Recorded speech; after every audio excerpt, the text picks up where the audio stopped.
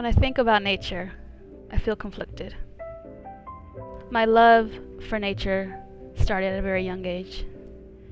Swinging back and forth on the swing brings back memories. The fresh air going through my hair, swinging with my friends. Something so simple is taken for granted.